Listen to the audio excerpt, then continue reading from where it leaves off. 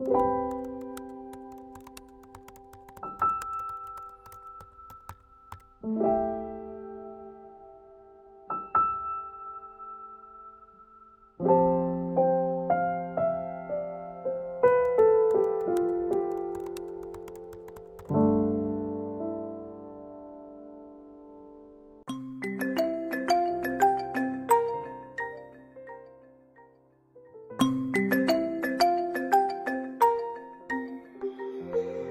निघतेच आहे आता.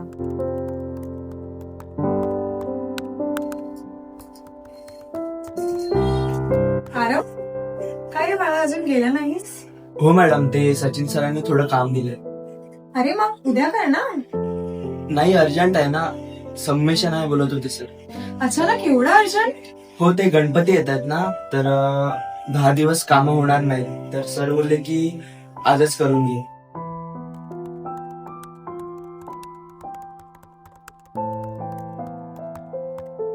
अरे मॅम, तुम्ही?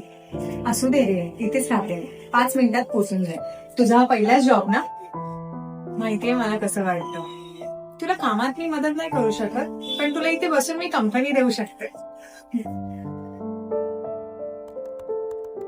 बाय द वे आरव, तू राहतोस कुठे? मी वसईला राहतो.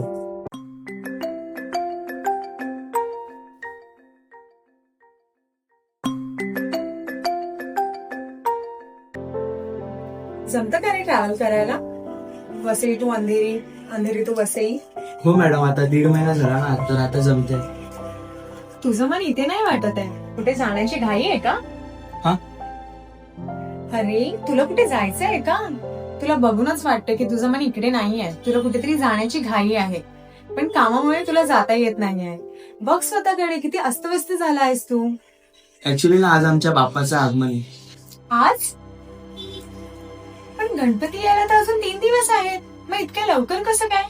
हो मॅडम, आमच्या मंडळाचा गणपती येणार आहे आज. गणपती येण्याच्या काही दिवसाआधीच आम्ही बाप्पाची मूर्ती आणतो, त्यामुळे कसं ऐन वेळेवर घाई गडबड होत नाही. बरं, मग तुझी काय एवढी घाई? म्हणजे मॅडम, बाबांच्या खांद्यावर बसून ते माझं संपूर्ण शिक्षण पूर्ण होईपर्यंत कधीही माझी मिरवणूक मिस नाही झाली. आम्ही कुठेही असो, गावात, शहरात, हॉस्टेलमध्ये, पण माझ्या राजाच्या आगमनासाठी आम्ही नेहमी हजर.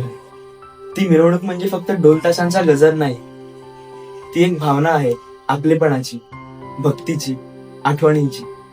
तुझा राजा जेव्हा समोर येतो ना, आणि जेव्हा ढोल ताशाचा पहिला ठेका बसतो ना, तेव्हा जे अंगावर शहारे येतात ना, तो प्रसंग सांगण्यात नाही, अनुभवण्यात मजा येते.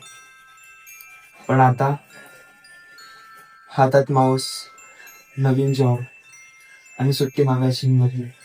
माझ्या अंगातलं गणपतीचं वेट जणू काही आता माझ्या ऑफिसच्या ड्रेस कोड मध्येच लपून गेले. ही तर सुरुवात आहे.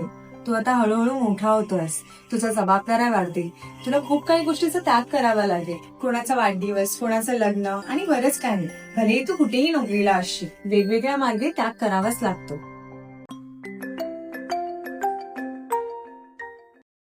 अरे घे ना, कोणाचा फोन आहे? मित्रांचा आहे मॅडम, उचलला तर शिवा ऐकावी लागते, नाही आलास म्हणून.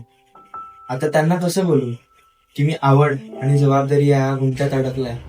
एवढ्याला मिरवणूक काढली असेल घराजवळ, बापाचं आगमन पण झालं असेल, पण मी जाईपर्यंत सर्व शांती झाली. अरे यालाच तर आयुष्य म्हणतात, आणि त्याच्या मर्जीपुढे कोणाचंच चालत नाही. बरं, अजून किती वेळ लागणार आहे तुला? बस झालंच madam. By the way thanks ma'am, तुम्ही थांबलात आणि माझ्यासोबत गोष्टी केल्या, त्यामुळे वेळ कसा गेला समजलाच नाही, आणि माझी थोडीशी हुरहुर पण कमी झाली.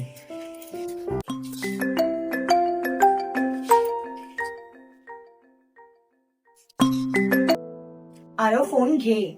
असे फोन आन्सर करायचे असतात आणि आपली बाजू स्पष्टपणे मांडायची असते.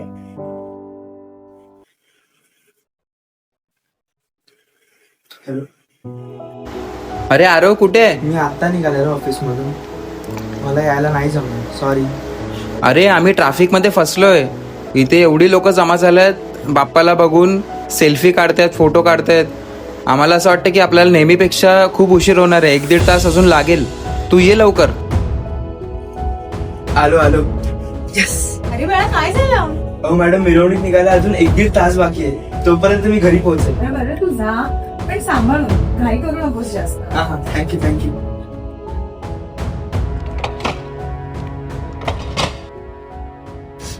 शेवटी त्याच्या मर्जी पुढे कोणाचाच चालत नाही.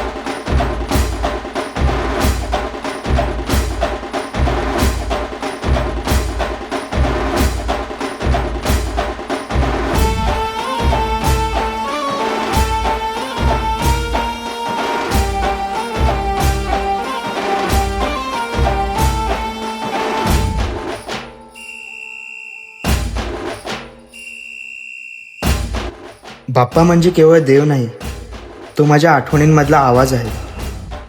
त्याच्या नजरेत पाहिलं की आठवतात ती फुलं, ते बाबांचे खांदे आणि तो पहिला ढोल ताशांचा ठेका. दरवर्षी मी बाप्पाचं स्वागत करत होतो. यंदा बाप्पाने मला बोलवून घेतलं. आलो मी राजा, आलो तुझ्यासाठी.